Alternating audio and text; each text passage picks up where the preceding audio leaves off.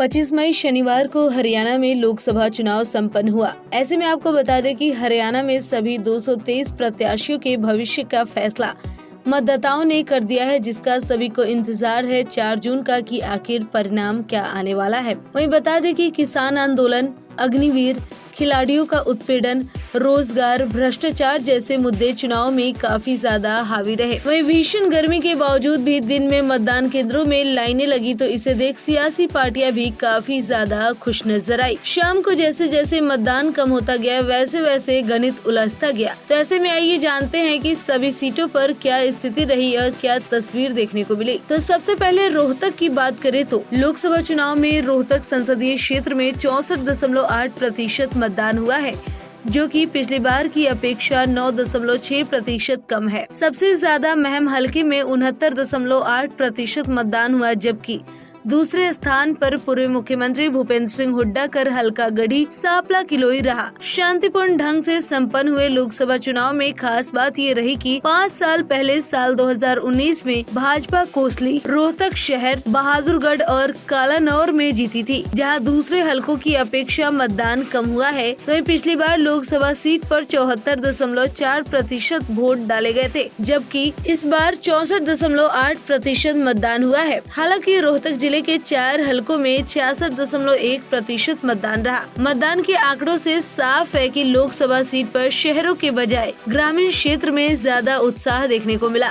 कांग्रेस पिछली बार 9 हलकों में से पिछली बार गढ़ी, सांपला किलोई, महम, बादली, बेरी और झज्जर हलके में भाजपा से लीड लेने में कामयाब रही थी, तो अब की बार वहां मतदान प्रतिशत उन हलकों में ज्यादा है जहां भाजपा पिछली बार जीती थी। ये भाजपा के लिए शुभ संकेत है।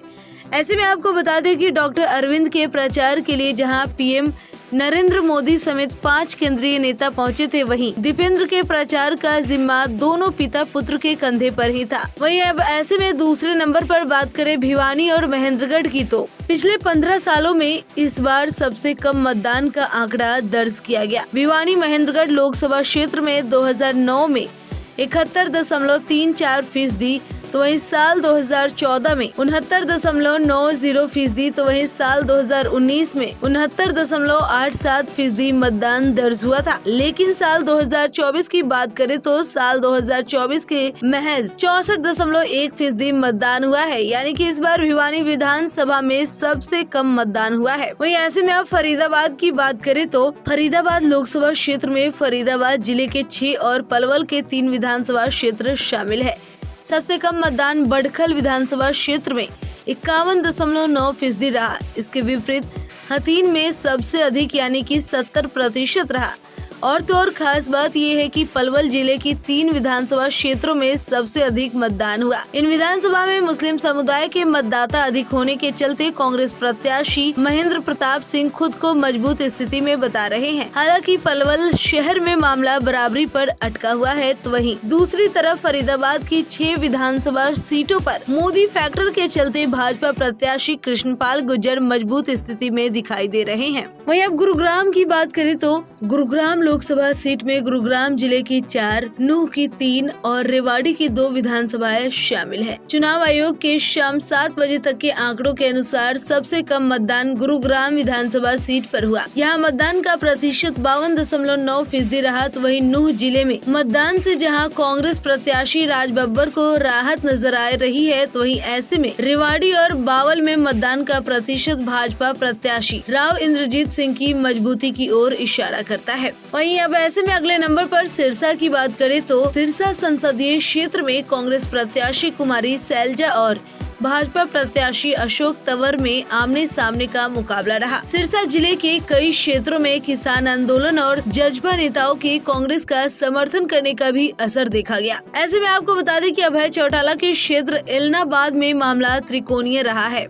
वहीं हिसार लोकसभा सीट पर कम मतदान ने कांग्रेस भाजपा के प्रत्याशियों की बेचैनी को और ज्यादा बढ़ा दिया है। कम मतदान को दोनों ही प्रत्याशी अपनी अपनी जीत के हिसाब से देख रहे हैं।